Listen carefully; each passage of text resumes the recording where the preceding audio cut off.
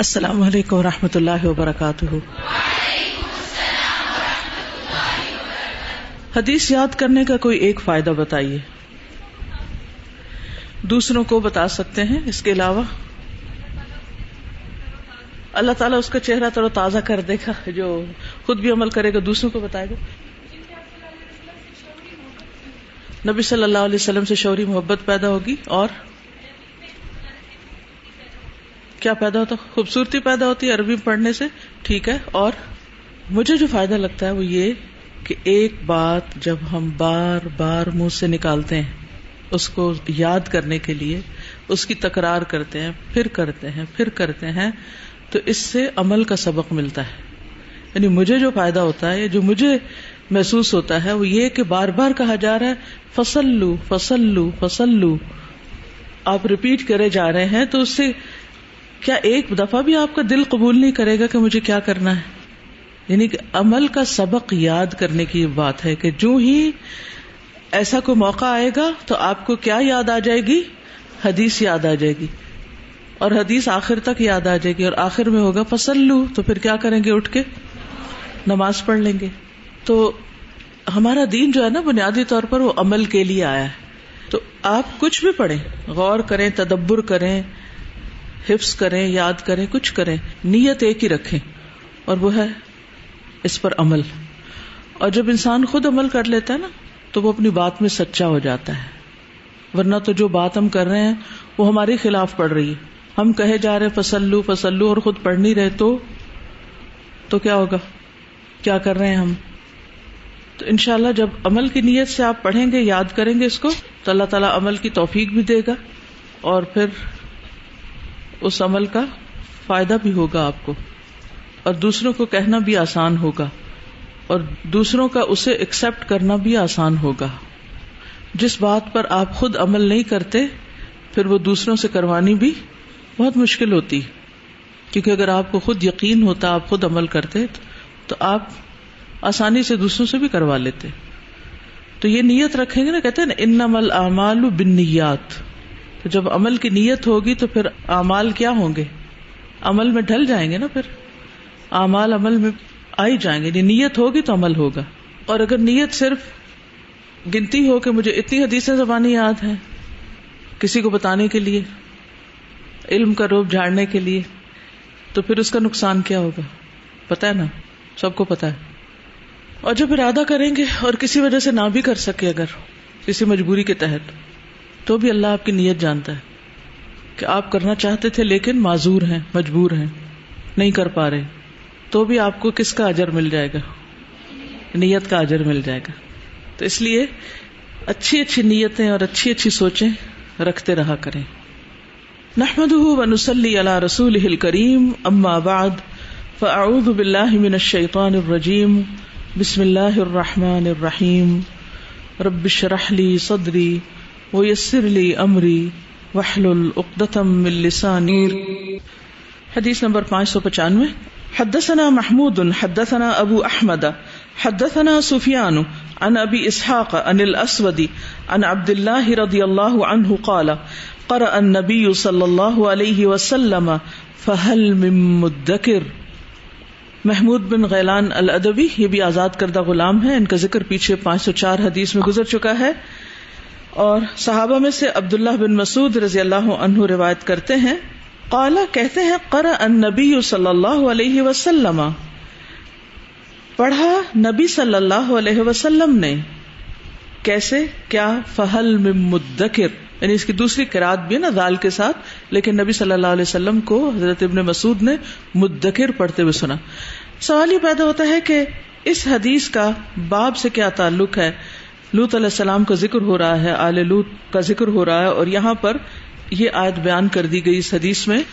تو یہ سورۃ القمر کی آیت ہے، اور متعدد بار یہ آیت آئی ہے وہاں پر، اور یہاں اس مناسبت سے ہے کہ حضرت لوط علیہ السلام کے ذکر کے بعد یہ آیت آئی ہے، تو امام بخاری نے اسی مناسبت سے اس کو یہاں پر ذکر کیا ہے۔ باب ام کنتم شہداء اذ حضر یعقوب الموت۔ حدثنا اسحاق بن منصور اخبرنا عبد الصمد حدثنا عبد الرحمن بن عبد الله عن ابيه عن ابن عمر رضی اللہ عنہما عن النبی صلی اللہ علیہ وسلم انہ قال الکریم ابن الکریم ابن الکریم یوسف ابن یعقوب ابن اسحاق ابن ابراہیم علیہم السلام.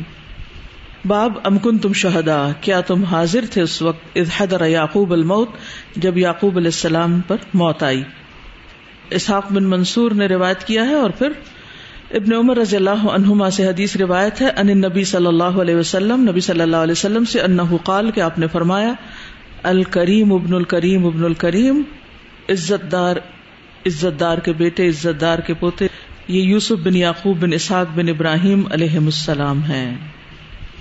پھر اس کے بعد لوط علیہ السلام جو ہیں، ان کا ذکر کل بھی ہم نے پڑھا اور آج بھی ایک حدیث میں ان کا ذکر آیا ہے، اور اس میں رکن شدید کی بات بھی آئی، مضبوط سہارے کی، اور اس پر کل سوال بھی آیا تھا.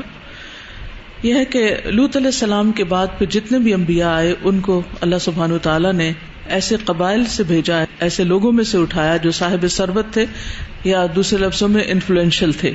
اس کے بارے میں حدیث آتی ہے، ابو ہریرہ کہتے ہیں کہ نبی صلی اللہ علیہ وسلم نے لوط علیہ السلام کے قول لو ان لی بکم قوۃ او آوی الی رکن شدید کی تفسیر میں فرمایا لوط علیہ السلام کسی مضبوط سہارے کی طرف جگہ پکڑ رہے تھے، اور وہ تھا ان کے رب عز و جل کا سہارا. ان کے بعد اللہ نے جو نبی بھی مبعوث فرمایا انہیں اپنی قوم کے صاحب ثروت لوگوں میں سے بنایا یا چنا. تو ایک معنی یہی ہے کہ رکن شدید سے مراد اللہ تعالیٰ، اور دوسرا معنی کیا ہے کہ مضبوط سہارا لوگوں میں سے وہ تلاش کر رہے تھے. پھر یوسف علیہ السلام کا ذکر ہے اگلی آیت میں، اور یہ بھی چونکہ حضرت یعقوب کی اولاد میں سے ہیں اس لیے ان کے ساتھ ہی ان کا ذکر کیا گیا، اور باب میں یہ آیت جو لگائی گئی وہ حضرت یعقوب سے متعلق ہے، لیکن اصل میں نسبت اس کی یہی ہے کہ یہاں پر یوسف علیہ السلام کا ذکر ہے اور پھر ان کے والد کا بھی ساتھ ہی. باب قول اللہ تعالی لقد کان فی یوسف و اخوتہ آیات للسائلین. باب اللہ سبحانہ وتعالیٰ کا قول ہے لقد کان فی یوسف، البتہ تحقیق ہے یوسف و اخوتہ اور ان کے بھائیوں میں آیات بہت سی نشانیاں، البتہ تحقیق یوسف اور ان کے بھائیوں میں بہت سی نشانیاں ہیں، للسائلین سوال کرنے والوں کے لیے. اشارہ ہے کس کی طرف؟ قریش کی طرف.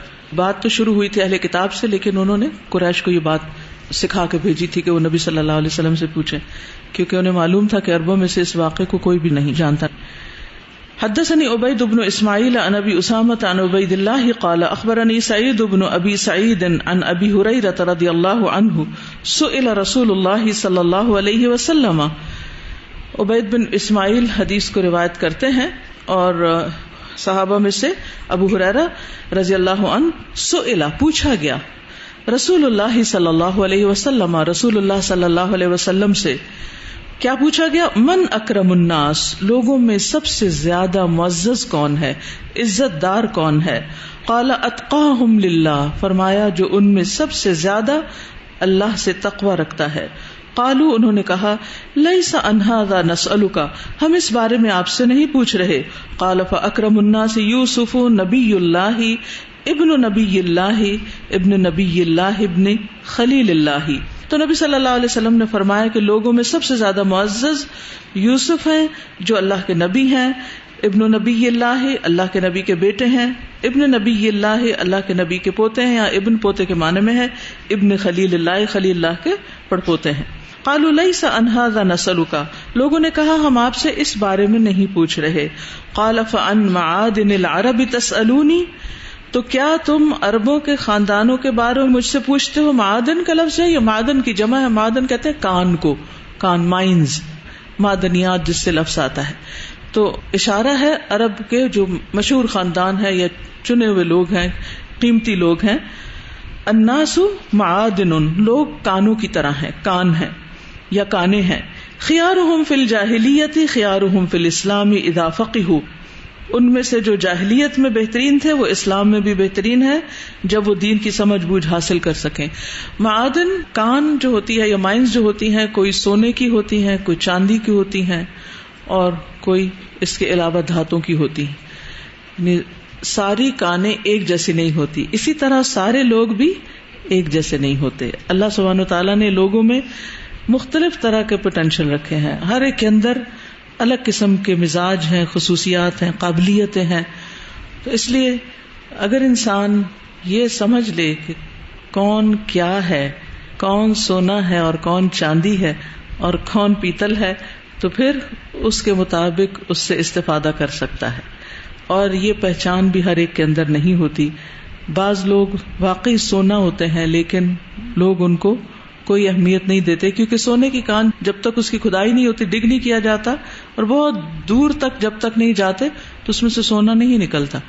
تو جو دھات جتنی قیمتی ہوتی ہے، کچھ لوگ جن کے اندر بعض اوقات بہت زبردست قسم کے ٹیلنٹس ہوتے ہیں لیکن ان کو اندر تک ڈگ کرنا پڑتا ہے، سمجھنا پڑتا ہے. بعض مائیں جو ہیں وہ اپنے ہی بچوں کو جو سونے کی طرح ہوتے ہیں ان کے ظاہری رویے کی وجہ سے یا ان کے ایٹیٹیوڈ کی وجہ سے ان سے فرسٹریٹ ہوتی ہیں، تنگ ہوتی ہیں، اور پھر ان سے وہ فائدہ نہیں اٹھا سکتی ہیں، ان کی ان صلاحیتوں کو کام میں نہیں لا سکتی کیونکہ وہ ان کو پہچانتی نہیں، صرف ظاہری چیزوں کو دیکھتی ہیں اور اس بنا پر وہ ان کو ضائع کر دیتی.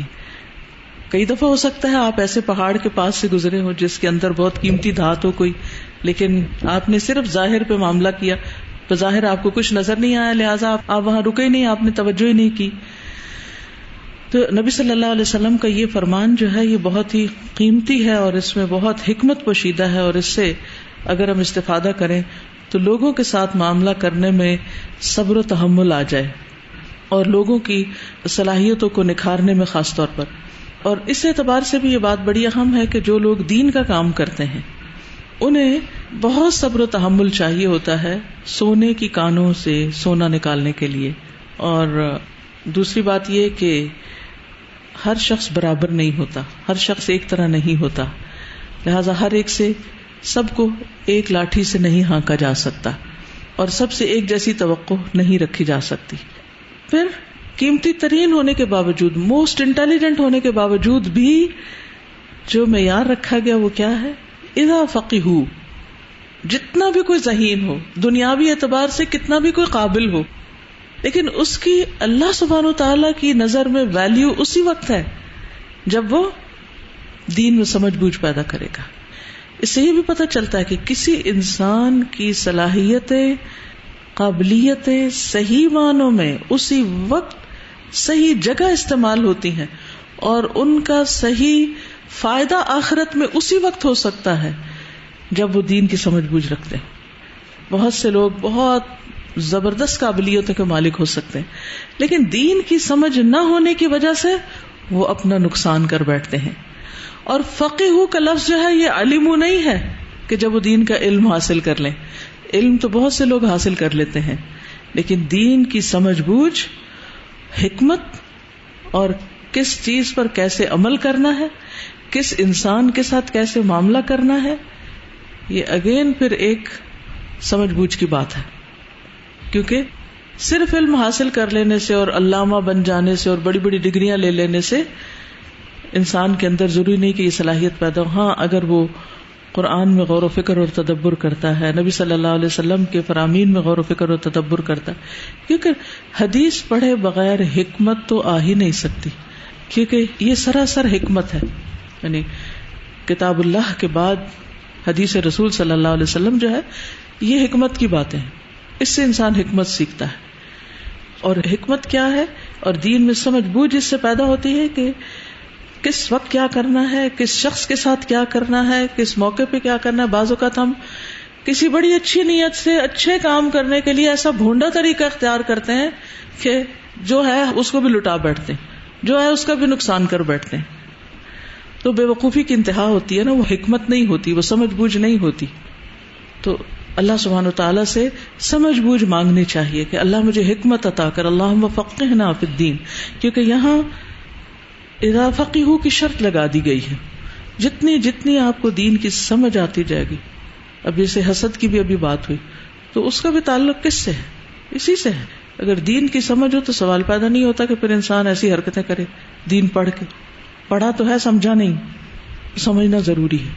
اور پھر اللہ تعالیٰ جس شخص کے ساتھ بھلائی کا ارادہ کرتا ہے، من یرد اللہ بہ خیرا یفقہہ فی الدین، اس کو دین کی سمجھ دیتا ہے، اس کو دین کی گہرا معنی عطا کرتا ہے کہ کسی بھی آیت سے، کسی بھی حدیث سے، کسی بھی خاص مقام پر ایک بات کرنے سے اصل مراد کیا ہے، اس کا مقصد کیا ہے، ورنہ تو لوگ اوپر کی بات اچک لیتے ہیں اور لے کے کہیں غلط جگہ پر جا کے اس کو کٹ پیسٹ کر دیتے ہیں, چشمہ کر دیتے ہیں اور بات کچھ سے کچھ بن جاتی. اخبرنا محمد بن سلام, محمد بن سلام کہتے ہیں اخبرنی عبدۃ, مجھے عبدہ نے کہا, عن عبید اللہ عن سعید عن ابی ہریرہ رضی اللہ عنہ عن النبی صلی اللہ علیہ وسلم بہذا. اب یہ دوسری سند سے بھی یہی بات ابو ہریرہ رضی اللہ عنہ تک پہنچتی ہے, یعنی اس حدیث کی ایک اور چین بھی ہے جس میں ابن عمر نہیں ابو ہریرہ ہے, اور پیچھے بھی آپ نے دیکھا ہوگا کہ یہ حدیث آئی ہے اور ایک سے زائد مرتبہ آئی ہے. اس میں یوسف علیہ السلام کا ذکر شروع ہو گیا ہے. نبی صلی اللہ علیہ وسلم جب اسراء و معراج پر گئے تو وہاں پر آپ نے یوسف علیہ السلام سے ملاقات کی. حدیث میں آتا ہے جبریل علیہ السلام تیسرے آسمان پر لے کر پہنچے نبی صلی اللہ علیہ وسلم کو, تو پھر دروازہ کھلوایا گیا, پوچھا گیا کون ہے, کہا جبریل ہوں, کہا گیا ساتھ کون ہے, کہا گیا محمد صلی اللہ علیہ وسلم ہے, کہا گیا کیا ان کے پاس پیغام بھیجا گیا ہے, یعنی ان کو بلوایا گیا ہے, کہا گیا ہاں پیغام بھیجا گیا ہے. نبی صلی اللہ علیہ وسلم فرماتے کہ اس پر ہمارے لیے دروازہ کھول دیا گیا تیسرے آسمان کا. تو میں نے یوسف علیہ السلام کو دیکھا, وہ ایسے تھے کہ انسانوں کا آدھا حسن انہیں عطا کیا گیا تھا, انتہائی خوبصورت. لیکن اتنی خوبصورتی پانے کے باوجود کیسی کیسی آزمائشیں آئیں. بعض اوقات انسان کو ایک نعمت بہت زیادہ مل جاتی تو انسان سمجھتا ہے کہ چونکہ یہ نعمت بہت مجھے مل گئی نا تو اب میں ہر چیز ڈیزرو کرتا ہوں. یہاں یوسف علیہ السلام کی بات نہیں میں کر رہی, میں عام لوگوں کی بات کر رہی ہوں. مثلا اگر کوئی لڑکی بہت خوبصورت ہے لیکن سسرال میں اس کے ساتھ اچھا سلوک نہیں ہوتا تو اس پر پھر کیا گزرتی, اس کا رویہ کیا ہوتا ہے؟ عموماً شکوہ شکایت کہ میری تو اتنی ویلیو تھی میرے حسن کی بنا پر, تو میرے حسن کی قدر ہی نہیں ہے. تو یاد رکھیے صرف حسن کی قدر نہیں ہوتی, اس کے ساتھ کچھ اور لوازمات بھی ہوتے ہیں. ایک معمولی شکل و صورت والا انسان, ایک معمولی خاندان والا انسان اپنے اچھے اخلاق, اپنی نرم طبیعت, اپنی خدمت کے جذبے کے ساتھ زیادہ دوسروں کا محبوب ہو سکتا ہے بنسبت ایک ایسے انسان کے کہ جو بظاہر بہت خوبصورت ہے, بہت بڑے خاندان سے ہے, دولت بھی ہے, حسن بھی ہے, سب کچھ بھی ہے, اور یہ چیزیں جب اکٹھی ہو جاتی ہیں تو عموماً لوگوں کے اندر کبر اور غرور آ جاتا ہے, تکبر آ جاتا ہے. اور یاد رکھیے جتنا جتنا انسان پھولتا جاتا ہے یعنی تکبر اور غرور کے ساتھ, پھر اتنا اتنا اس کو توڑا جاتا ہے. یاد رکھیے جو پہلے ہی عاجز ہے نا, جو بچھا ہوا ہے, جس کے اندر عاجزی ہے, جو غلطی مان لیتا ہے, جس کے اندر نرمی ہے, تو پھر عموماً اس کو توڑنے کی ضرورت نہیں پڑتی. لیکن جہاں تکبر ہوتا ہے, جہاں سختی ہوتی ہے, وہاں توڑا بھی زیادہ جاتا ہے. تو اس لیے اس سے پہلے کہ کوئی آپ کو توڑے, کوئی آپ کا دل توڑے, یا کوئی آپ کی انا توڑے, یا کوئی آپ کے جذبات کو پامال کرے, کیا کریں؟ اللہ کے عاجز بندے بن جائیں, اللہ کے آگے جھک جائیں, اللہ سے مدد مانگے. اور آپ یاد رکھیں کہ ظلم کرنے والا کبھی بھی کامیاب نہیں ہوتا.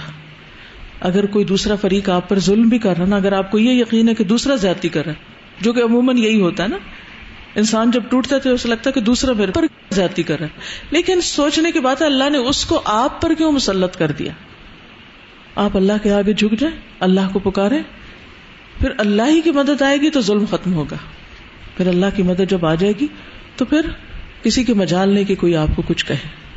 لیکن بعض اوقات یہ ہوتا ہے کہ ہمارے اپنے ہی گناہ, ہماری اپنی ہی کمیاں, کئی دفعہ ہم نماز میں کوتاہی کر رہے ہوتے ہیں, کئی دفعہ ہم باتوں میں غلط بیانی کر جاتے ہیں, کئی دفعہ کچھ اور ایسے کام کر جاتے ہیں. صاف صاف قرآن مجید میں آیا من اعرض عن ذکری فإن له معیشۃ ضنکا, جو میرے ذکر سے منہ موڑے گا میں اس کے لیے زندگی تنگ کر دوں گا. کتنی بچیاں ایسی ہیں جو دن رات قرآن پڑھتی ہیں, حافظ ہو جاتی ہیں, کئی کئی صورتیں یاد ہیں, ترجمہ یاد ہے, بہت نمبر اچھے لیے ہوئے ہیں, ٹاپ کر رہے ہیں, سب کچھ کر رہے ہیں, لیکن عملی زندگی میں فیل ہیں. کیوں؟ کیونکہ اس قرآن کو چھوڑ دیا, اس کتاب کو چھوڑ دیا, تو زندگی تنگ ہو گئی. ہو سکتا نہیں کہ قرآن کے ساتھ آپ کا تعلق ہو اور آپ کی زندگی تنگ ہو. اگر بظاہر حالات تنگ بھی ہوں گے نا, وہ دل کی تنگی نہیں ہوگی, آپ کا دل پھر بھی ٹھنڈا ہوگا, پھر بھی پرسکون ہوں گے. آس پاس کچھ بھی ہوتا رہے لیکن آپ کے اندر اطمینان کی لہریں دوڑ رہی ہوں گی, کیونکہ آپ کو اللہ کے وعدے پر یقین ہے. یوسف علیہ السلام سب کچھ ہوتے ہوئے, ایک نبی کے بیٹے ہوتے ہوئے, اور والد کے محبوب ترین ہوتے ہوئے, اور اتنے سچے خواب آتے ہوئے, یعنی اللہ کی تائید بھی تھی نا ایک طرح سے. اس کے باوجود جب ایک آزمائش میں اللہ کے حکم سے ڈالے گئے تو ان کے اندر ایک اطمینان تھا ہمیں پورے یوسف علیہ السلام کے واقعے میں کہیں نہیں ملتا کہ یوسف علیہ السلام جو تھے وہ بہت بے چین رہتے تھے اور بہت روتے رہتے تھے اور پھر یا ڈپریشن کا شکار ہو گئے تھے. نہیں. تو بہرحال وہ کہتے ہیں کہ نبی صلی اللہ علیہ وسلم فرماتے کہ یوسف علیہ السلام نے مجھے خوش آمدید کہا. اب دیکھیے اخلاق, مجھے خوش آمدید کہا اور دعائے خیر کی. وہاں بھی دعائے خیر کی. یہ ہے اچھا اخلاق. کیا ہے اچھا اخلاق؟ کہ کوئی آپ سے ملے تو آپ اس کو ویلکم کریں اور دعا دیں. اور پھر یہ کہ ان کا صبر بھی مشہور ہے, انتہائی صابر تھے.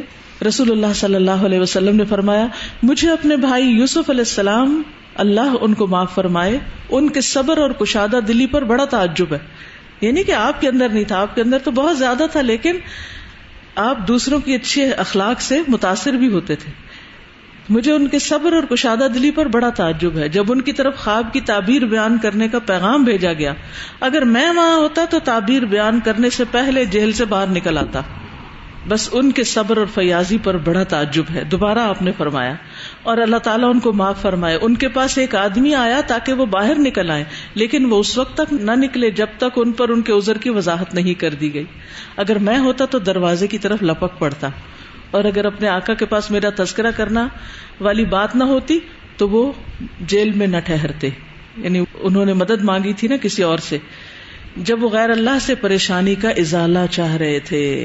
یعنی کسی غیر اللہ سے کوئی ظاہری معاملات میں مدد لینے میں کوئی حرج نہیں ہے کہ آپ میری فلاں سے سفارش کروا دیں, فلاں سے مدد لے لیں, کسی مسئلے میں فلاں کو بیچ میں ڈال لیں, کوئی غلط نہیں ہے اس میں. لیکن اللہ سبحانہ وتعالی اپنے مقرب پیغمبروں سے کیا چاہتا ہے کہ وہ پریشانی میں بندوں کے پاس نہ جائیں, نہ بندوں پہ نظر رکھیں, وہ پورے کا پورا صرف اللہ پر بھروسہ رکھیں اور اسی کو پکاریں, اسی کی طرف متوجہ ہوں.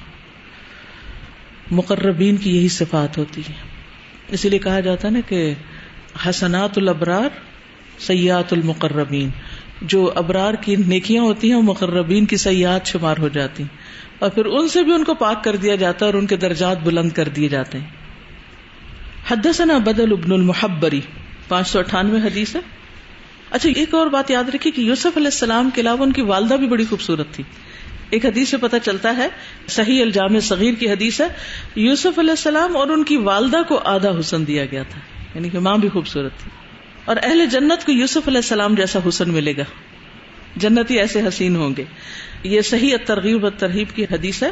رسول اللہ صلی اللہ علیہ وسلم نے فرمایا آدمی اپنی تخلیق سے پہلے یعنی نامکمل حالت میں مر جائے, ماں کے پیٹ میں مر جائے, ابھی پورے اعضاء نہ بنے ہوں, یا انتہائی بوڑھا ہو کر, کیونکہ اس میں بھی آپ نے دیکھو سارے بوڑھوں کی شکلیں ملنے لگتی ہیں, جیسے وہ بچوں کی شکلیں ایک جیسی ہوتی ہے نا, بہت ریزمبل کرتی, تو بوڑھوں کے بھی ایسے.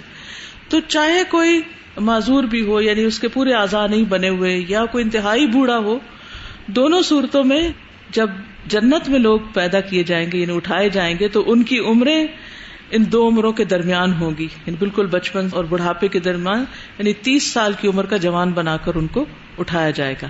قیامت کے دن سب اس حال میں اٹھیں گے, جنت میں خاص طور پر جنتی. اگر وہ جنتی ہوا تو آدم کی ساخت یوسف کی صورت اور ایوب کے دل پر ہوگا, یعنی جنتیوں کی صورت یوسف علیہ السلام کی طرح, ساخت آدم علیہ السلام کی طرح, بلڈ ٹال ہوں گے, اور دل ایوب علیہ السلام کی طرح. تو اس سے یہ پتہ چلتا ہے کہ یہ تینوں اپنے اپنے اس میں مثال تھے, کمال کے تھے. حدثنا بدل بن المحبر اخبرنا شعبة عن سعد بن ابراہیم قال سمعت عروة بن الزبير عن عائشة رضي الله عنها ان النبي صلى الله عليه وسلم قال لها مري ابا بكر يصلي بالناس. قال لها مري ابا بكر يصلي بالناس. قالت انه رجل اسيف متى يقم مقامك رقه فعادت. قال شعبة فقال في الثالثة او الرابعة ان كن صواحب یوسف مروا ابا بکر. بہت دلچسپ حدیث ہے. اس حدیث کو بدل بن محبر سے امام بخاری نے روایت کیا ہے. بدل بن محبر بن منبہ ان کا نام ہے, نسبت تمیمی ہے, یربوعی ہے. ابو المنیر ان کی کنیت ہے, اصل میں واسطی ہیں, اور وفات ان کی 200 ہجری میں ہوئی یا اس سے کچھ اوپر. ابن حجر کے نزدیک ان کا مرتبہ فقہ اور ثبت کا ہے, ٹھیک ہے. اور اسی طرح یہ کہ ابو زرع کہتے ہیں ثقہ ہے, ذہبی نے بھی ثقہ کہا ہے ان کو. بہرحال حدیث میں آپ دیکھیے بڑی انٹرسٹنگ بات ہے. حضرت عائشہ کہتی ہیں کہ نبی صلی اللہ علیہ وسلم نے ان سے کہا مری حکم دو ابا بکر ابو بکر کو یصلی بالناس کہ لوگوں کو نماز پڑھائیں. قالت کہنے لگی انہ رجل اسیف کہ وہ تو کچھ نرم دل آدمی ہیں, بڑے رقیق القلب انسان ہیں. متا یقم مقامک جب آپ کی جگہ کھڑے ہوں گے رقہ تو ان پہ رقت طاری ہو جائے گی, قرآن پڑھنا مشکل ہو جائے گا. فعادہ آپ نے پھر وہی بات کہی, فعادت انہوں نے پھر وہی جواب دیا. قال شعبہ کہتے ہیں فقال فی الثالثۃ تو تیسری بار اب الرابعۃ یا چوتھی بار آپ نے فرمایا ان کننا بے شک تم عورتیں صواحب یوسف کے ساتھ والیاں ہو. مرو ابا بکر ابو بکر کو حکم دو وہ نماز پڑھائیں.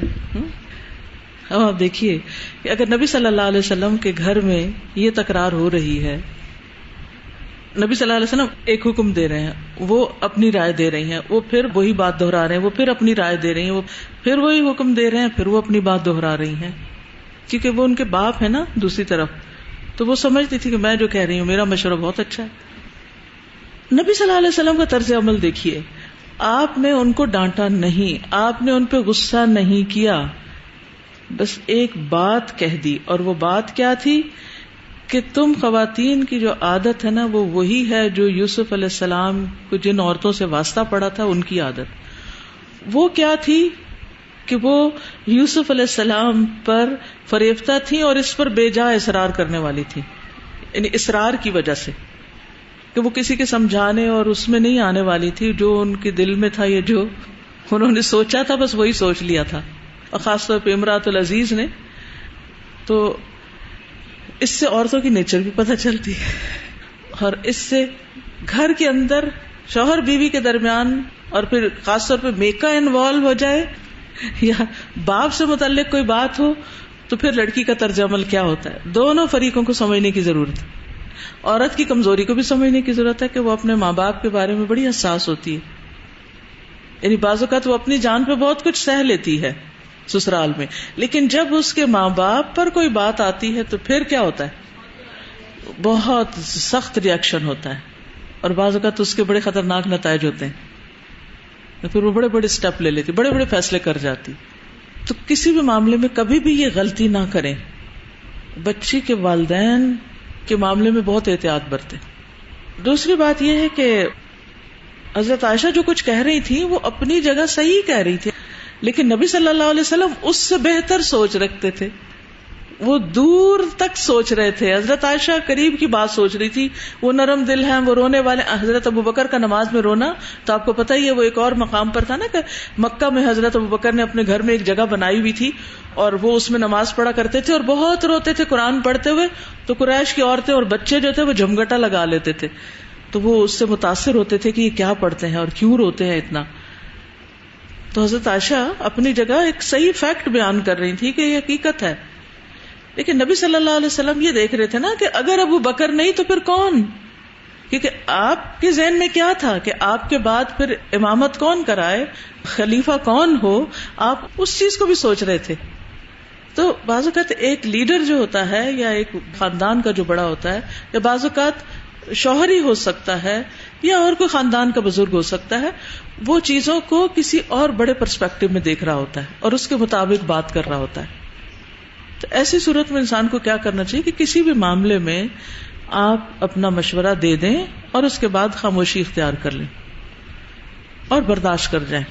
آپ کا کام تھا ایک صحیح بات بتانا کرنا, آپ نے اپنی ضمیر کی حد تک اپنے ایمانداری اور اچھی نیت کے ساتھ ایک بات کر دی اور بات درست بھی تھی, لیکن اس سے بہتر بات بھی ہو سکتی. اس بات میں عموماً ہم میں سے بہت سے لوگ غلطی کر جاتے ہیں, اور وہ غلطی کیا ہوتی ہے کہ صرف اپنے نقطۂ نظر کو درست سمجھتے ہیں, صرف اپنی سوچ کو صحیح کہتے ہیں, اور خاص طور پر اگر وہ صحیح ہوں بھی تو پھر تو خیر نہیں, لیکن دوسرے کی بات آپ کی بات سے بہتر بھی ہو سکتی ہے. اس لیے سننے کا حوصلہ رکھیے, تحمل سے کام لیجئے, صبر سے کام لیجئے, دوسرے کی بھی سن لیجئے یا اس سے اس کی حکمت پوچھ لیجئے. اور خصوصاً آپ دیکھیے کہ اگر کسی شخص کے پاس علم بھی ہو، تجربہ بھی ہو، زندگی بھی اس نے بہت سی ایسی چیزوں میں گزاری ہو، تو بعض اوقات ہم چھوٹے ہوتے ہیں نا، جیسے بچپن میں، تو ماں باپ کی کچھ باتیں بالکل سمجھ نہیں آتی اور ہم اس پر شدید ریئیکٹ کرتے ہیں اور ہم غصے میں آتے ہیں کہ یہ ہمیں کیوں کہا جا رہا ہے، ہمیں کیوں کہا جا رہا ہے کہ اسکول کی پڑھائی چھوڑ کے قرآن کورس کرو. نہیں سمجھ آتی بات. والدین کی سختی، ان کے فیصلے، کبھی شادی کے معاملے میں وہ زبردستی کرنے لگتے ہیں کہ نہیں ادھر شادی نہیں کرنی، ادھر ہی کرنی، تو اس وقت نہیں سمجھ آتی. لیکن جب کچھ عرصہ گزر جاتا ہے، کچھ سال گزر جاتے ہیں، تو ہم پھر شکر کرنے لگتے ہیں. پہلے صبر کرتے ہیں اور پھر شکر کرتے ہیں کہ شکر ہے کہ ہم نے ماں باپ کی بات مان لی، ان کا فیصلہ صحیح تھا، کیونکہ جو وہ دیکھ رہے تھے وہ ہم نہیں دیکھ رہے تھے. انی اعلم ما لا تعلمون. فرشتے اپنی جگہ جو لاجک پیش کر رہے تھے، کیا وہ غلط تھی؟ کیا حقائق نے اس بات کو ثابت نہیں کر دیا کہ بات ایسی ہی تھی جو فرشتے کہہ رہے تھے؟ وَيَسْفِكُ الدِّمَاءَ وَنَحْنُ نُسَبِّحُ بِحَمْدِكَ. لیکن اللہ سبحانہ وتعالیٰ جو جانتا ہے وہ تم نہیں جانتے. انی اعلم ما لا تعلمون. اس سے آگے بھی کچھ ہے. ٹھیک ہے، یہ خرابیاں ہیں لیکن خیر بھی ہے. جو کچھ ابن آدم کرے گا نیکی اور تقوی کے کاموں میں سے، وہ بھی امیزنگ ہے. تو فرشتوں نے پھر کیا کہا؟ سبحانک سبحانک لا علم لنا الا ما علمتنا.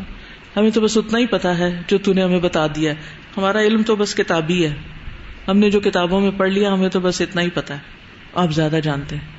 فوراً پیچھے ہو گئے، یعنی اپنی رائے واپس لے لی. تو زندگی میں بہت دفعہ ہمیں اپنی رائے واپس لینی پڑتی اور لے لینی چاہیے، کوئی حرج نہیں. ٹھیک ہے، پھر اللہ تعالیٰ حکمتیں کھول دیتا ہے، اس وقت کا انتظار کیجئے. لیکن اس سے زندگی بڑی خوشگوار ہوتی ہے جب انسان صرف اپنی نہیں دوسرے کی بات کو بھی اہمیت دیتا ہے. اور یہ بھی نہیں ضروری کہ ہمیشہ بڑے کی بات ہی ٹھیک ہو، یہ بھی یاد رکھیے. اللہ سبحانہ وتعالیٰ کا مقام اور ہے، اللہ کے آگے تو کوئی بھی نہیں. نبی صلی اللہ علیہ وسلم کا مقام اور ہے، ان کے آگے کوئی نہیں. لیکن ہم عام انسان بعض اوقات داؤد اور سلیمان علیہ السلام میں سے ففہمناہا سلیمان، صحیح فیصلے کی سمجھ بوجھ اللہ تعالیٰ باپ کی بجائے بیٹے کو بھی دے سکتا ہے. تو بڑے ہوتے ہوئے کبھی چھوٹے کی بات کو بھی سن لیں کہ وہ کیا کہہ رہا ہے، اور صرف چھوٹا سمجھ کے اس کی بات کو نظر انداز نہ کریں. استاذہ یہ ایک بات ذہن میں آ رہی تھی کہ جیسے حضرت عائشہ بھی تھی یا نبی صلی اللہ علیہ وسلم کا یہ واقعہ یا سلیمان اور ان کا واقعہ، کہ ہر شخص اپنے علم کے حساب سے اصل میں بات کرتا ہے نا. اب حضرت عائشہ کا حضرت ابوبکر کو جاننے کا جو معیار تھا وہ ایک الگ تھا. اللہ کے رسول صلی اللہ علیہ وسلم کے ساتھ ان کا تعلق اور نوعیت کا تھا. آپ ان کی دقت کے باوجود ان کی لیڈرشپ کوالٹیز سے واقف تھے. تو کوئی بھی معاملہ ہے تو اصل بات یہ ہے کہ جو جتنا علم رکھتا ہے اس معاملے میں اتنا ہی وہ پھر بات کرتا ہے، وہ بہتر فیصلہ کر سکتا ہے. اور اب دیکھیے کہ یہاں آ کے آپ نے بات کی تو حضرت عائشہ نے اس کے بعد کچھ نہیں کہا کہ اچھا آپ نے مجھے ان عورتوں سے تشبیہ دے دی، بس بات ختم. باتوں کو لمبا نہ کیا کریں. معاملہ ہوا، گڑبڑ ہوئی، ادھر ہی ختم. گئے، واپس آئے، سلام دعا اسی طرح واپس، دلوں میں نہیں رکھنا چاہیے.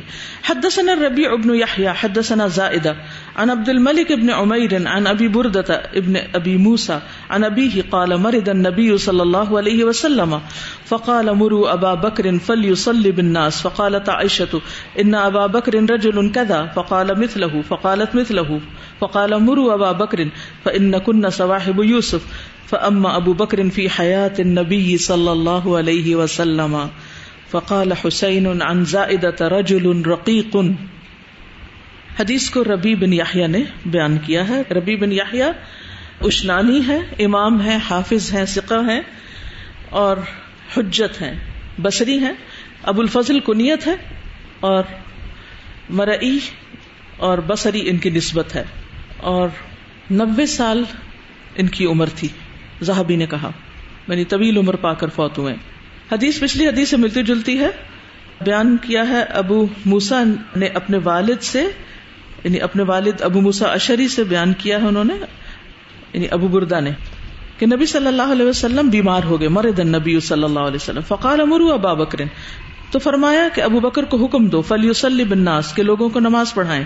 فقالت عائشہ، تو عائشہ کہنے لگی رضی اللہ عنہا، ان ابا بکر رجل کذا، کہ ابو بکر تو ایسے انسان ہیں یعنی نرم دل ہے. فقال مثلہ، آپ نے اپنی بات ویسے ہی دوہرا دی. فقالت، تو کہنے لگی مثلہ، اسی طرح، انہوں نے وہی کہا، انہوں نے وہی کہا. اچھا، بعض اوقات یہ بھی بات منوانے کا بہت زبردست انداز ہوتا ہے. بعض اوقات ہم کسی کو، ایک بچے کو مثلاً کوئی کام کہتے ہیں یہ کرو، تو وہ سنی ان سنی کر دیتا ہے. ہم چیخ پڑتے ہیں، سنتے نہیں، ہم نے کیا کہا، نہیں کوئی ضرورت نہیں چیخنے کی. اسی ٹون میں دوبارہ دہرائیں، وہ پھر کچھ ادھر ادھر کر، اسی ٹون میں پھر دوبارہ دہرائیں، اسی ٹون میں پھر دوبارہ دہرائیں. نہ آواز اونچی کرنے کی ضرورت ہے اور نہ ہی کچھ لگانے کی ضرورت ہے. جب تک کام کر نہ لے وہی بات دہراتے رہیں فرملی. چند دنوں بچہ سیکھ جائے گا کہ جب ماں کی یہ ٹون ہوتی ہے اور یہ انداز ہوتا ہے اور یہ اصرار ہوتا ہے تو ماننا ہی پڑتا ہے اور ماننا پڑے گا. کیونکہ ہوتا یہ ہے کہ ہم اپنی بات خود ہی گنوا دیتے ہیں شور شرابہ ہنگامہ ارریلیونٹ باتیں کر کے. اس وقت ہم تقریر شروع کر دیتے ہیں، تم تو ہو ہی ایسے، تم تو ایسا نہیں کیا، تم ویسا نہیں کرتے، یہ ہوگا، یہ نہ کیا تو یہ ہو جائے گا، وہ ہو جائے گا. فالتو باتوں کی ضرورت نہیں.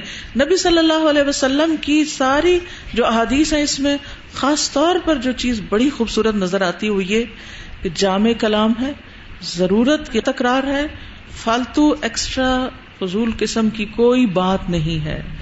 ایک ایک لگتا ہے موتی پروئے ہوئے ہیں باتوں میں، اور یہ سب سے مؤثر انداز ہوتا ہے. زیادہ باتیں یا باتونی ہونا باتوں کے اثر کو گنوانے کے برابر ہو جاتا ہے، اس سے اثر کم ہو جاتا ہے. فقالت عائشہ ان ابا بکر رجل کذا فقال مثلہ فقالت مثلہ فقال امروا ابا بکر، آپ نے پھر فرمایا ابو بکر کو حکم دو، فإنکن صواحب یوسف، تم تو یوسف علیہ السلام کے ساتھ والیاں ہوں. فاما ابو بکر، تو امامت کرائی ابو بکر رضی اللہ عنہ نے فی حیات النبی صلی اللہ علیہ وسلم، نبی صلی اللہ علیہ وسلم کی زندگی میں. فقال حسین ان زائدہ، حسین زائدہ سے کہتے ہیں رجل رقیق، کہ ابو بکر نرم دل آدمی تھے، رقیق القلب تھے، رقت والے تھے. حدثنا ابو الیمان اخبرنا شعیب حدثنا ابو الزناد عن الاعرج عن ابی ہریرہ رضی اللہ عنہ قال قال رسول اللہ صلی اللہ علیہ وسلم اللہم انج عیاش ابن ابی ربیعۃ، اللہم انج سلمۃ ابن ہشام، اللہم انج الولید، اللہم انج المستضعفین من المؤمنین، اللہم اشدد وطأتک علی مضر، اللہم اجعلها سنین کسنی یوسف. آخری لفظ کی وجہ سے یہ حدیث اس باب میں آئی ہے. ابو الیمان الحکم بن نافع البحرانی الحمصی نے حدیث روایت کی ہے، امام بخاری نے ان سے حدیث لی، اور ابو ہریرہ راوی ہیں. کہتے ہیں کہ رسول اللہ صلی اللہ علیہ وسلم نے ایک موقع پہ فرمایا اللہم اے اللہ انج نجات دے عیاش بن ابی ربیعہ کو، اللہم انج اے اللہ نجات دے سلمہ بن ہشام کو، اللہم انج الولید اے اللہ نجات دے ولید بن ولید کو، اللہم انج المستضعفین من المؤمنین اے اللہ نجات دے کمزوروں کو، مستضعفین کمزور رکھے جانے والے مومنوں کو، یعنی بچوں اور عورتوں کو. اللہم اشدد اے اللہ سخت کر دے وطأتک اپنی گرفت کو، اپنی پکڑ کو، علی مضر مضر قبیلے پر، مضر کے کافروں پر. اللہم اجعلھا اے اللہ کر دے ان کے سنین سالوں کو، کا سنی یوسف یوسف علیہ السلام کے سالوں کی طرح، یعنی انہیں قحط سالی میں مبتلا کر دے. با محاورہ ترجمہ کیا ہوگا کہ اے اللہ انہیں یوسف علیہ السلام کے دور میں جو قحط سالی ہوئی تھی اس طرح کی قحط سالی میں مبتلا کر دے اہل مکہ کو. حدثنا عبداللہ ابن محمد ابن اسماء ابن اخی جویریہ حدثنا جویریہ ابن اسماء عن مالک عن الزہری ان سعید ابن المسیب وابا عبید اخبراہ عن ابی ہریرہ رضی اللہ عنہ قال قال رسول اللہ صلی اللہ علیہ وسلم یرحم اللہ لوطا لقد كان يأوي الى ركن شدید ولو لبثت في السجن ما لبث یوسف ثم اتاني الداعی لاجبته. عبداللہ بن محمد بن اسماء الضبعی نسبت ہے ان کی، اور ان کی کنیت جو ہے ابو عبد الرحمن ہے، بصری ہیں یہ بھی، اور 240 سے کچھ اوپر سن میں یہ پیدا ہوئے ہجری میں. حافظ تھے، عالم ربانی تھے، اور ثقہ ہیں. اہل بصرہ میں ان کا مقام بہت بلند ہے. کہا جاتا ہے کہ اہل بصرہ میں سے ان سے افضل کسی کو نہیں دیکھا گیا. مسند ابی اعلیٰ میں ان کی کئی احادیث ہیں. 142 یا کچھ میں پیدا ہوئے اور 231 میں فوت ہوئے. حدیث پیچھے آپ پڑھ چکے ہیں. ابو ہریرہ کہتے ہیں کہ رسول اللہ صلی اللہ علیہ وسلم نے فرمایا یرحم اللہ لوطا، اللہ تعالیٰ لوط علیہ السلام پر رحم فرمائے. لقد کان یأوی، البتہ تحقیق وہ پناہ چاہتے تھے، الی رکن شدید، مضبوط سہارے کی. ولو لبثت فی السجن، اگر میں قید خانے میں ٹھہرتا، ما لبث یوسف، جتنا یوسف علیہ السلام ٹھہرے. ثم اتانی الداعی، پھر آتا میرے پاس بلانے والا، لاجبتہ، تو میں اس کی بات مان لیتا. حدثنا محمد بن سلام اخبرنا ابن فضیل حدثنا حسین عن شقیق عن مسروق قال سألت ام رومان وہی ام عائشہ. مسروق کہتے ہیں کہ میں نے ام رومان سے پوچھا جو کہ حضرت عائشہ کی والدہ تھی.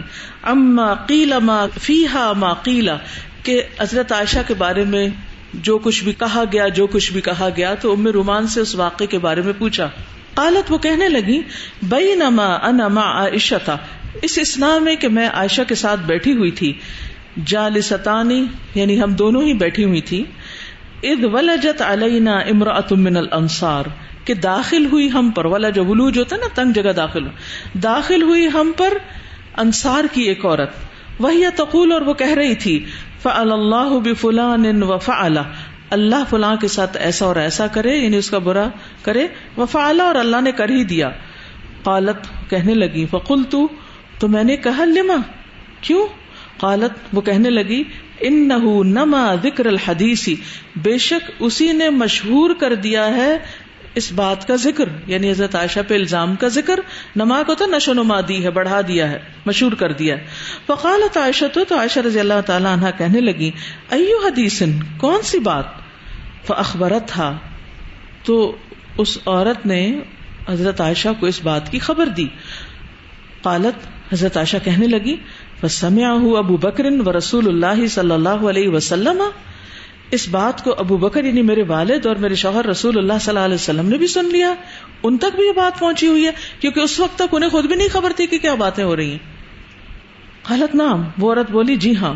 فخرت مغشیا علیہا، تو حضرت عائشہ بے ہوش ہو کر گر پڑی. خرت، گر پڑی. مغشین، غشی ہوتا نا بے ہوش، مغشین علیہا، جیسے آپ پر کوئی چیز چھا گئی ہو، بے ہوش ہو گئی. فما افاقت، تو نہ انہوں نے افاقہ کیا، الا مگر، وعلیہا حمی بنافد، ان پر ایسا بخار چڑھا ہوا تھا جو کپ کپی کے ساتھ تھا، کپ کپی والا بخار چڑھا ہوا تھا، یعنی سردی کی وجہ سے کپ کپا بھی نہیں تھی اور بخار میں مبتلا ہو گئی، یعنی جب انہیں ہوش آیا. فجاء النبی صلی اللہ علیہ وسلم، تو نبی صلی اللہ علیہ وسلم تشریف لائے. فقال ما لهذه، پوچھنے لگے ان کو کیا ہوا ہے. قلت، میں نے کہا، ام رومان نے کہا، حما اخذتها من اجل حدیث تحدث به، ان کو بخار نے آ لیا ہے اس بات کی وجہ سے جس میں ان کا تذکرہ ہو رہا ہے. فقعدت فقالت، تو وہ بیٹھ گئی، کہنے لگی. کون بیٹھ گئی؟ حضرت عائشہ. واللہ لئن حلفت، اللہ کی قسم اگر میں قسم کھاؤں، لا تصدقوننی، تو تم میری بات کو سچ نہیں مانو گے. ولا ان اعتذرت، اور اگر میں کوئی عذر پیش کروں، لا تعذروننی، تو تم میرا عذر قبول نہیں کرو گے. فمثلی ومثلکم، تو میری مثال اور تمہاری مثال، کمثل یعقوب وبنیہ، مثال یعقوب علیہ السلام اور ان کے بیٹوں جیسی ہے. واللہ المستعان علی ما تصفون، اور اللہ ہی سے مدد طلب کی جا سکتی ہے ان باتوں پر جو تم گھڑ رہے ہو. فانصرف النبی صلی اللہ علیہ وسلم، تو نبی صلی اللہ علیہ وسلم تشریف لے گئے، یعنی ان باتوں کے بعد چلے گئے، یعنی نہ ہاں کی نہ کی، نہ کوئی مزید ڈسکشن ہوئی، نہ پھر آپ تشریف لے گئے یہ سب بات کے بعد.